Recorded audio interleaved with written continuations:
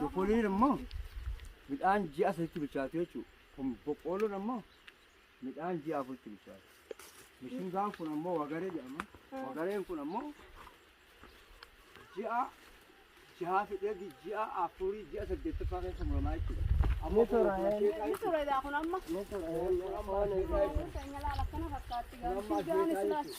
Ungartola kun amma maasu kun ji'a sadii afuritti gosa gosa jechuudha daa. gosa kun tunee gabbis jedhama. Tunee gabbis. Kun amma gabbis jedhama. Kun ammoo boronjoo jedhama. Boronjoo jedhama kun. Boronjoo jedhama kun. Kun ammoo maal jedhama? Wagaree jedhama kun laa. Kun ammoo kun laal kun wagaree jedhama. Wagareen ammoo ji'a saddeet fixeeti qabilchaati kan muramu. Ji'a saddeet fixeeti. Maaziyaataa akka gimboon lama sanee sadii hamlee afur naasee shan maskaram ji'a xiqqeetti torba hiddaar saddeet. Saddeetitti murama. Waan dafee dhalutti bilchaatu. Kun ammoo boronjoo jedhamti. Wagaree jedhamti. way toluudha warri qabsiifate baaboo akkana jirtu kana. Kun ammoo gajinaqii jedhama. Gajinaqii jedhama kun. Asheetii maal hafnee jechuudha. Kun rubbaa waardatii jechuudha. Kun ooluun abbaa wardaa kanaa daawwachoota keenya abbaa wardaa rabbi umrii haa dheeressu kun olaal akkatti qotee ijoolleen takka bira hiraatteen gargaarti.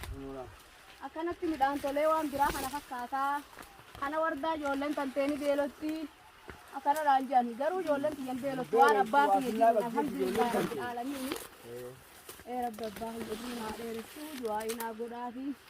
maal beelatti ijoolleen xiyya amma dhufte. guutuu dandeenya sindii isaa biraate. Amma dhufte ijoolleen xiyya maal gootii gaamee baadiyyaa sanarra gaamee achuma hojjeteeti magaalatti hin didamalee rakkoo qabaadheeti. Kunis magaalaan hawwatu. Kunis inshaallah magaalaan ta'uuf deemtii taati. Kun mishingaan kun waardaati. Dulloo jedhama jechuudha. Mishingaa abbaan kiyya qotee jechuudha. Abbaan kiyya amma ammasa dhibba takkaa fi 25 lakkaa'ee jechuudha. Abbaan qamarshessee. Amma dhibba takkaa fi akaakilee wardaa ammasa dhibba takkaa fi 25 lakkaa'ee. Ooru sana qotaa jechuudha. Kun ammoo maali? Bulloo jedhama mishingaa inni qotu. Bulloo dur jechuudha. Hareefu gajinaqii kun bulloo jedhama. Bulloo jedhama. Ooru wardaa abbaa wardaatti tana fakkaatti. Abbaan wardaa maatii biyyi nama ta'u. Kana keessa abbaan kiyya waa hedduu dhaabee odongoree waan biraa xaafii waan biraa dubbaa tokkicha obbo kuttee waan biraa ga'u kanaa jira jedhanii ilaallaa olumaanuu. Mee nuufaa haa ta'u asinillee akkasuma isin garsiisaa waan warra abbaa kiyyaa keessatti. Amma daawwanni guddaa faayyaa asii kun gaafa soddomii namaa jechuudha. Soddomii asirratti deemti amma daaga. Aabii daaga jechuudha. Yoo maallaqatti jijjiiramte jechuudha. Dhaloonni tokko kaabii hin dalagee jechuudha. Buuyyi kaabiin tun ammoo mitirri ishii namni soddomii kaabii fakkii nama dalage waqtii haraasii tokkoo fidhaa jechuudha buuyyiin ishii. Garuu buusa tokko malee gara hedduutti yaadu jedhamtee lafa jirtu jechuudha. Lafti tun midhaan fayyaa kanan goone jechuudha. Hidhamtee ammas haati waardaa dikeetti guuruudhaan. Dikeetti guuruudhaan. Harrees ni qaba beekte harreetti guuruudhaan. Hagana misooma agarsiisee jechuudha. Hagana misooma agarsiisee akkatti tolee midhaan kun. Fayyaa miti jechuudha waa malee miti. Kun ammoo hadaa jedhama. Hadaa ooluu beekee keessatti jedhama. Hadaan kun ammas waan cufa. Wayitti dawaadha kun. Dawaadha. Dawaa uumama fiigitti dawaadha. Dawaadha jedhama jechuudha. Daagaa jechuudha adii. Hidhamee jechuudha.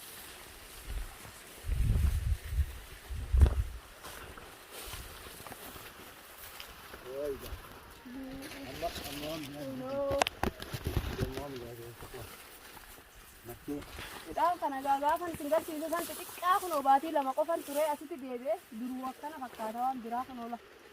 Gubbaan kun hundi firii takka qabu gaafa sana. Amma buqqee waan biraa goo kanaa jala ciisa dhalee. Kun odongoreedha. Kun ammoo makkee jedhamti. Buqqisaadhaaf amma ishiin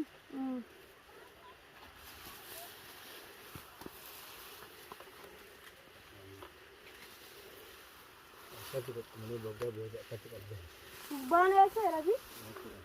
Hooti dubbaan kanaadha. Hoo bikkatti qabee. Kun ammoo makkee jamti. Makkee jamti wardaatu amma. Kana nagaan noo shummoo godhatan amma laarraa waasanii. Hooti baqqoo dubbaan maal dubbaa bira qabu. Ani koo hara kuttee wa? Asee furta. Hooti baqqoo amma. Istaarri kun amma.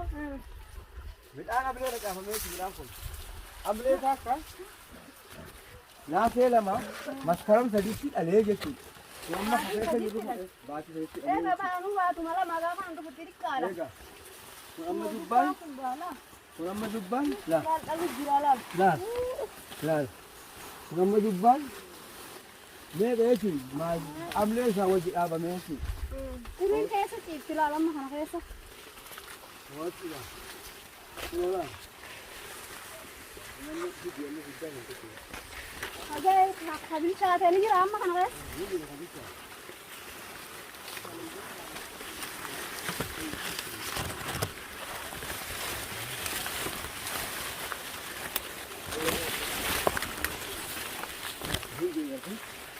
Kun amma hin chaatee? Amma chaatee jechuun hoqan. Kun olaalaa dubbaa gaga olaa tokkicha laa jala ciisa akkanaa kun hin beeku. Ganaa gaabichaatu jira amma. Gana cima jechuudha. Kun amma ka cimee ni godhatanii kan. Kana fakkaataa jechuudha. Olaal masnoo warra abbaa iyyaa kana fakkaatti. Kuni kana jechuudha keessa ciisagaa maali? As keessa ciisa gana bichaa as keessa ciisa. Kun immoo kun ammoo gosa biraati jechuudha. Gosti diimaan kun. Gosa gosa daawwinuu. Gosti diimaan kun gosa biraati. Kunoo gosa gosa tokko jedhamu. Kun dheeraa kun baxxee jechuudha. Kuni kan turame amma baadhi. kun amma kanaa turre mi'aa jechuudha. Ikishaa Kanarree kun barakaa qabaa jechuudha. kan ni barakaat. Amma kun cuftinuu waan akka makkee sanatti waan akka makkee sanatti buusan nyaatan jechuudha. Biddeena nyaatan jechuudha. Bitaaminni isaa immoo killee walqixaa jechuudha. Akka filleeti. Akka killeeti. Bitaamina qabaa fayyaa namaatiif qaama namaa ijaaraa. namoonni dalagatuu baannaan beennan killee caalaa Hiddaan dura dalagatuu amma baannaan. hiddaan dura namni isa nyaatu hin qabu Hin jechuudha. qabu. Dhalaan hiddaan duraatiin dhukkuba jiru isa nyaataa jechuudha. Ka'ee maanii fi kana dhalaan jiru kanuma nyaatamu. Kana nyaataa jechuudha. Kun olaanaa waa hundatti gawaadha wanni kun. Kun ammoo Nuti gaa dubbaa jennaan ani afaan kun biratti ammoo baala isaati. Kun baala isaa jira. Kun baala isaati. Maal ta'u kun amma misaalee ga'e baala deemuu maleessi. Kun ammoo sanyii reefusanii jechuun Sanyii ka xiqqaa kana. sanyii xiqqaa kana. Kunii fi kun ammoo sanyiidha jechuudha. Kuni kun sanyiidha. Kun kanaaf yoo kun sanyii. Xiqqoo kunii fi kunuu wal Kun ammoo shumburee jedhama. gabaabadha inni lafarra Diimaadha sun. Kun Diimaadha. adiidha. mi'aan ta'a tokkooti kanaaf. Kun killee fakkaatoo gaddaa murame diimaadha keessa isaa. Keessi isaa diimaadha. Diimaadha jechuudha. Kanaaf Amma kun godhuu beela. Ga'e amma kunis ga'e Kun shanii amma- gadda malee. kun amma tajaajila kennee jechuudha. Magaalaa yoo baafte inni kun Hin tokkichi amma bada 300. isa kana yoo mana kaayyette bara Akka baay'ee 300. horiin isin hambisu namaaf gaariidha. Lafa yoo taa'e bakka isuma kanaa wajji yoo taa'e kanumaa wajji qonnaan qammaneen badu inni Amma 3-4 tajaajila kennaa jechuudha. Takkaa'u gootaraa keessa. Takkaa'u waan akka boollaa qottee immoo ashaaratti hattee Edaan badoo gafe Kan dhingaa. Badu boollatti naqattaadha wanni goote. Humaa idmeedha nyaata. Hin badu innumti shaalaa dhumuu baannaan ni bada lafa taa'ee qammanaan hin jirtu ni qammanaan. alaan jettu Hin jirtu. haga feesatti fayyadamtaa Kun jirti. zayituuna. Kun amma zayituunaa kun mangoodha. Wanni jirre hin jirtu. Kun amma Kun oomishni gaagdee ijoolleen nagaan haala fi ashee ta'uu quufne sana. amma mangoodhaa jechuudha. Boqqoolloon tara fakkaatti gaa boqqoolloon kun ta'e. Kun immoo amma sanyii karee butii jechuudha. Ijoollee tokko ta'e amma inni Kun kichaa. wa'iloo ji'a takkaati jechuudha. Wa'iloo ji'a takka. Ammoo inni kun Baalli Gati isaa tara gati fakkaata gaalaa yoo firii 300 400 ol dhalaa jechuudha. Ni dhala haala. Haalaan dhala jechuudha. Amma sanyiin tun lamaa miti. Hundee sadii jechuudha. Kun amma hundee lama. Kun ammoo hundee takkittiidha jechuudha. Dachiin irra taa'u meeqa? Hektaara 3 gubba jira Biraa jechuudha. kana galchuun ni taate.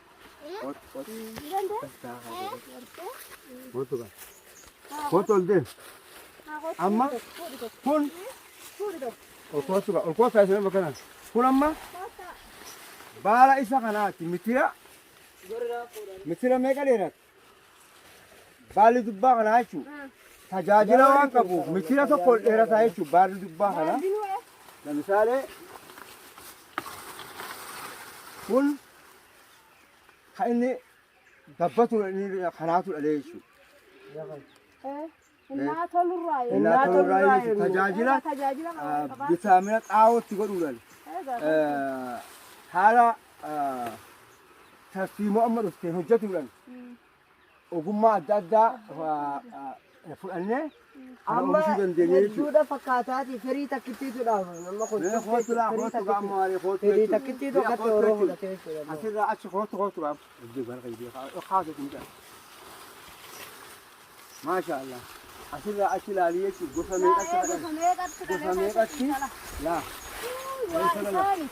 dhalu jira jechuudha. kun ammoo dhalu jira. kun amma jaablee kadhaabame jechuudha. Kun amma tajaajila kenna kun ji'a maaziyaa kadhaabame jechuudha. Ardumtitti tollaan inni gogu irra deemetuma dhala firii takkittiidha amma kun dhaabame jechuudha. Indee firii takkitti kanaatu ardii guutuu kanatti wal geessu. Leenjii hedduu waan qabnu oomisha kana nama oomishuu jechuudha abbaan waardaa. Namallee ta'uu jechuudha. Maatii isaa onnee guutuun barsiisee onnee guutuun guddisuu jechuudha abbaan waardaa ana qamarsiiseen jedhama. Siisee jedhama. Abbaan kiyya aalimaa jechuudha abbaan kiyya. Nama qara'ee xullaa bifii qooja. Nama qara'ee xullaa bifii milaasitee jechuudha abbaan kiyya kun. Nama muslimummaa biyya kanaa seensee darasaa 40 takka oomishee kanarraa ka'ee haga ammaa tajaajila akka Harargetti bu'uura handhuura lafa kaa'ee deemaa jiru jechuudha. Ani immoo amar sheesse kun ani ilmaan 16 dhalee hangafa sheesse uumanii jechuudhaan. Amar sheesse isin jedhama. Sheesse sun ammoo amasa 125 qabaa jechuudha umurii. Laftettuun hin dulloomtu jechuudha. Abbaan kiyya tajaajila kanaan na guddisee lammatammaa abba sadaffaa tajaajila kennaa jirti jechuudha. Deebi'ee dachii sanarraa inni toora hektaara 8 qabatee 21 keessa jirti jechuudha. Ani amma hangafa isaa waan ta'eef ajimaa bakka jedhamtu duwwaa 3 takkaawwa magaalaa duwwaa takkaati jechuudha. Dachiin tun gabayaa keessa jirti jechuudha. Bara xiqqaa itti oomisha malee.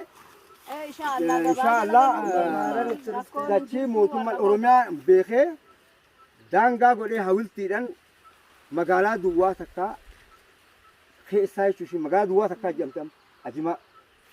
Kanaaf dachiin